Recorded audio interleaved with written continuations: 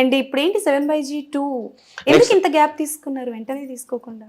వెంటనే తీసుకున్నా అన్ని కుదరాలి కదండి. ఇప్పుడు ఫర్ ఎగ్జాంపుల్ ఈవెన్ ఇది కూడా ప్రీ ప్రొడక్షన్ జాన్లో స్టార్ట్ మొదలు పెట్టాం. ఆ స్క్రిప్ట్ అన్ని పర్ఫెక్షన్ అన్ని కరెక్ట్ గా కుదరాలి కదా. ఆల్మోస్ట్ 10 months తీసుకున్నాం. నాన్నగారు పర్ఫెక్షన్ చేస్తే అది బాగా చేయాలని, ఏదైనా పర్ఫెక్ట్ గా రావాలి. సో దాని దగ్గర నేర్చుకుందే కదా. ఏమైనా సినిమాలో ఒప్పుకున్నా అంత పర్ఫెక్ట్ గా ఉండాలి అని. ఒక సినిమా చేస్తే చాలు కదా. అంతే కదా. ఇప్పుడు అంటే మళ్ళీ మీరు 7/2 సీక్వెల్ వస్తుంది కాబట్టి ఈ జనరేషన్ కి తగ్గట్టు ఉంటుందా లేకపోతే అప్పటి జనరేషన్ కి తగ్గట్టు ఉంటుందా? రెండు ఉంటాయండి. ఫస్ట్ పార్ట్ వచ్చి 80s and 90s కిడ్స్ కి, 80s and 90s కిడ్స్ కి. సెకండ్ పార్ట్ వచ్చి అదే కథ కంటిన్యూయేషన్ ఇప్పుడు ఉన్న కిడ్స్ కి, ఈ జనరేషన్ కి. సో ఇద్దరిని సాటిస్ఫై చేద్దామని ఫిక్స్ అయ్యారు. So apart from movie industry అసలు రవి గారు పర్సనల్ లైఫ్ ఏంటి, ఎలా ఉంటుంది, ఏం చేశారు, ఇన్నాళ్ళు ఎక్కడికి వెళ్ళిపోయారు? సింపుల్, ఇంట్లో ఉంటాను, కథలు చాలా వింటాను. ఆల్మోస్ట్ ఒక 35 to 50 ప్రాజెక్ట్స్ చేయాల్సింది. కాకపోతే ఇది చేస్తే బాగుంటుందా లేదా, 7G కంటే బెటర్గా ఉంటుందో. మధ్యలో తెలుగు సినిమాలు చాలా కథలు నచ్చేసాం. ఏ చేసినా నాకు పేరు వస్తుందా, సినిమా హిట్ అవుతుందా, కమర్షియల్ సక్సెస్ అంటే ఆ ప్రోడక్ట్, మన ఇచ్చే ప్రోడక్ట్ బాగుండాలి. అది దానికి అన్ని కుదరాలి, అప్పుడు చెయ్యాలి అనిపిస్తుంది. ఫర్ ఎగ్జాంపుల్ 7Gకి లాగా తమిళ ఆరణిగండం ఒక సినిమా చేస్తాం. అగైన్ అదొక కల్ట్ క్లాసిక్. అలాంటి సినిమా ఇప్పటికీ రాలేదు. చాలా మంది ట్రై చేస్తారు. సో అంటే మీరు స్టోరీస్ వినేవారా? ఇంకా వింటూనే ఉన్నాను. యాక్చువల్గా 7G2 తర్వాత నాన్నగారు ఏం ప్లాన్ చేశాను. సరే గ్యాప్ వచ్చింది, దీనిపైన చేసే ఇది బాగుంది చెయ్యి, ఇది బాగుంది అని నేనే నాన్నగారు చెప్తాను. నేనేనా అంటే 7G2 చేసి చేద్దాం. అప్పుడు చేసేది దానికన్నా పెద్దగా ఉంటది. కాస్టింగ్ కానీ టెక్నీషియన్స్ కానీ ఒక ప్రోడక్ట్ కి వాల్యూ యాడ్ చేయాలి కదా. సో అంటే ఇప్పుడు అంటే చాలా మంది 7/GT బృందావన్ కాలనీ మళ్ళీ వస్తుంది, సీక్వెల్ వస్తుంది అనగానే ఓకే వాళ్ళే ఉంటారా, ఆ హీరోయిన్ ఉంటుందా, వాళ్ళు ఏంటి వాళ్ళ పిల్లల్ని తీస్తారా, ఇది ఇలా కథలు అల్లేసుకుంటుంటారు కదా. అలా మీరు విన్న కథ ఏదైనా ఉందా, లైక్ మీమ్స్ లో కానీ అట్లా ఏమైనా చూడండి? చాలా మంది అడుగుతారు. ఒకరోజు రెస్టారెంట్ లో తింటా ఉంటే అనౌన్స్మెంట్, అంటే మనం అఫీషియల్ గా అనౌన్స్మెంట్ చేయాల, న్యూస్ లో వస్తుంది కదా, సార్ మీరు ఇలాంటి అమ్మాయిని ప్రేమిస్తారు, లేకపోతే ఒక మ్యారీడ్ ఉమెన్ తో అఫైర్ కాదు, లైక్ లవ్ స్టోరీ ఉంటుంది. ఇలా ఒక్కొక్కరు, బట్ అదే పబ్లిసిటీ ఎలా ఉంటుందని అందరూ థింక్ చేస్తున్నారు కదా. ఓకే, సో ఆర్టిస్ట్గా చేసి మీరు అంటే లైక్ ఫస్ట్ మూవీతోనే సూపర్ హిట్ కొట్టారు అండ్ ఎవ్రీ వన్ గుర్తుండిపోయారు ప్రతి ఒక్కరికి. ఆఫ్టర్ దట్ మీ ఇన్స్టాగ్రామ్ నేను ఫాలో అయ్యాను. Your a food lover. ఎవరికి ఫుడ్ నచ్చదండి? కానీ నచ్చుతుంది, కానీ బట్ మీ ఇన్స్టాగ్రామ్లో మీ పిక్స్ కన్నా చాలా ఎక్కువ ఫుడ్ పిక్సే ఉన్నాయి. సో మీరేంటి ఫుడ్ కుక్ చేస్తారా ఆర్ ఎల్స్ ఓన్లీ? నేను కుక్ చేసేవాడిని, అంటే కాలేజ్ చదువుకునేటప్పుడు. ఇన్ఫ్యాక్ట్ ఫస్ట్ టైం నేను కుక్ చేసింది కాలేజ్లోనే. ఒక రోజు కుక్ చేసేటప్పుడు ఫ్రెండ్స్ వచ్చి తిన్నారు. అప్పటి నుంచి ఏంటంటే ఈవెన్ నన్ను గ్రాసరీస్ కూడా కొనేవారు, అన్ని వాళ్ళే తెచ్చేస్తారు. వెజిటబుల్స్ కట్ చేసేది పెట్టిన వెసల్స్ కూడా వాష్ చేయనియరు. నేను కుక్ చేసి పెడితే చాలు. ఓ, సో అమృతంలా ఉంటుందన్నమాట.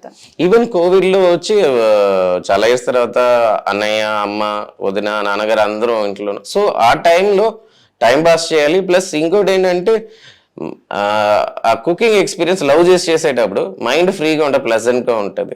సో రోజు ఏదో ఒక ఎక్స్పెరిమెంట్, పాత రెసిపీలు అండ్ యూట్యూబ్ చూసి కొత్త రెసిపీలు అన్ని ట్రై చేసేవాడిని. ఓకే, సో యూట్యూబ్ జమానా ఇది అండ్ మీరు కూడా ఇదే జనరేషన్లో ఉన్నవారు. ఎందుకు ఒక యూట్యూబ్ ఛానల్ స్టార్ట్ చేసి జనాలకి కాంటాక్ట్లో ఉందాము, కనెక్ట్ అయి ఉందాము అని ఎందుకు అనుకోలేదు? కాంటాక్ట్లో ఉండొచ్చండి, బట్ దేనికోసం ఉంటున్నాం ఉంది కదా. ఇప్పుడు మనల్ని సెలబ్రిటీ చేసుకోవాలి అనేది, ఇప్పుడు ప్రతి ఒక్కరు సెలబ్రిటీ అవ్వాలి అనుకుంటారు. బట్ నాకేంటంటే మంచి ప్రోడక్ట్ చేయాలి అనేది. అంటే చిన్నప్పటి నుంచి నాన్నగారితో సినిమాల్లో బ్యాక్గ్రౌండ్లో అంతా పెరిగిన వల్ల ప్రోడక్ట్ ఇస్ ఇంపార్టెంట్. మనం చేసే మన పనికి పేరు రావాలి, కానీ మనకి పేరు తెచ్చుకునేది అది ఆటోమేటిక్గా వస్తుంది. So your first movie was a super duper hit and మంచి పేరు. ఇప్పటికీ కూడా కొన్ని సీన్స్ కొన్ని చూస్తుంటే oh my god goose bumps వచ్చే సిచ్యువేషన్స్. అంత మంచి కల్ట్ హిట్ ఇచ్చింది మీరు ఎందుకు ఇండస్ట్రీకి దూరం అయిపోయారు? అంటే కథలు విన్నారు, ఓకే, దీని వరకు ఓకే, కానీ బట్ ఏది కూడా ఇంప్రెస్ చేయలేదా మిమ్మల్ని? చేస్తుంటే సినిమా చేస్తుండేవాను కదండి. అంటే చాలా సినిమాలు చూస్తాను. ఇప్పుడు ఫర్ ఎగ్జాంపుల్ పుష్ప ఉంది, నాన్నగారి జెర్సీ ఉంది, లేకపోతే మజిలీ ఉంది, అన్ని మనకి నచ్చిన కథలు మనకి రావాలి కదా, వచ్చిన కథల్లో దానిలో మంచిదిగా మనం చూస్ చేస్తాం. ఒక సినిమా చేస్తే పర్ఫెక్ట్ గా ఉండాలి, ఒకటి చేస్తే చాలు, చెయ్యాలంటే చెయ్యొచ్చు. ఒక సినిమా చేసిన తర్వాత ఇది ఎందుకు చేస్తాం, అట్లీస్ట్ దాంట్లో ఒక మంచి ఎక్స్పీరియన్స్ అన్నా ఉండాలి. మనకి తెలిసి ఇది ఆడదు, self satisfaction important. For example ఒక కథ చూస్ చేసేటప్పుడు ఈ సినిమా ఒక ఆడియన్స్ గా ప్రేక్షకుడుగా నేను టికెట్ కొని చూస్తానా, చూస్తే విల్ ఐ బీ హ్యాపీ, అది నాకు ఇంపార్టెంట్. అండ్ ఎస్పెషలీ నాన్నగారి సినిమాల గురించి మీరు చెప్పక్కర్లేదు. అండ్ ప్రతి సినిమా కథ నుంచి ఫైనల్ ప్రోడక్ట్ వచ్చేదాకా నేను ఆఫ్ ద స్క్రీన్ ప్రతిదీ నేర్చుకుని ఉన్నామని. ఒక పోస్టర్ డిజైన్ అయినా ఇదైనా నాన్నగారిని తెలియకుండా అన్ని అదేంటారు ఏకలో వేయడం అంటారు కదా, అన్ని నేర్పించేశారు తను నాకు. యాక్టింగ్ ఒకటే నేర్పించలేదు, లాస్ట్కి నేను దాంట్లో దిగాను. Even 7G Brindavan colony title design అయినా చేశాను. అండ్ కాస్ట్యూమ్స్, నా కాస్ట్యూమ్స్ ఫుల్గా నేను చేశాను.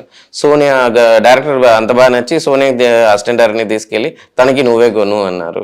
అండ్ హీరోయిన్ కూడా కాస్ట్యూమ్స్. సో ఫస్ట్ సినిమా అని కాకుండా ఇంత వర్క్, ఒక అంత పెద్ద డైరెక్టర్ మనల్ని నమ్మి ఆ రెస్పాన్సిబిలిటీ ఇచ్చారు కదా, అది పూర్తి చేయాలి. సో అంత పెద్ద హిట్ ఇచ్చిన తర్వాత ఆడియన్స్ ఎక్స్పెక్టేషన్ ఉంటుంది కదా, చేస్తే దీనికంటే బాగా చేయాలి, ఇంకా పెద్ద సినిమా చేయాలి. పెద్ద సినిమా అంటే బడ్జెట్లో కాదు, హిట్లో. బా వాడా మీనింగ్, పెద్ద సినిమా అంటే బడ్జెట్ వైజ్ కాదు, హిట్ వైజ్ అని చెప్పి. ఐ మీన్ ఇట్, అంటే like you also mean it. And అలాగే మీరు స్టేజ్ మీద చెప్పినప్పుడు కొన్ని సిచ్యువేషన్స్, కొన్ని సీన్స్ నేను ఇప్పటికీ అంటే లైక్ ఒకసారి చూశాను, మళ్ళీ చూడలేను అని అన్నారు కదా. ఏ సీన్ చేసినప్పుడు అంటే like you are totally involved, చెప్పినా కూడా మీరు కట్ అవ్వకుండా ఇంకా ఆ మూడ్లోనే ఉన్న సీన్ ఏదైనా సీన్ అని ఉండదు.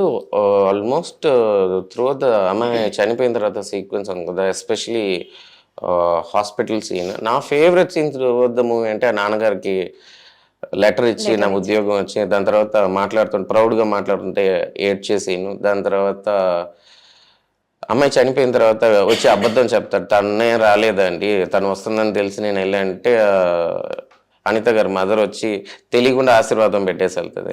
అది హార్ట్ టచింగ్ సీన్. ఇన్ఫాక్ట్ చాప తీసుకొచ్చి మా ఇంట్లో కూర్చొని, లేకపోతే అమ్మాయి 7G డోర్ వస్తే వాళ్ళ ఇంట్లో కూర్చొని ఉండేది. ఆల్మోస్ట్ ఒక 1.5 2 months 3 months అలాగే ఇంట్లో కూర్చొని క్లాక్ చూస్తూ ఉండేవాడిని.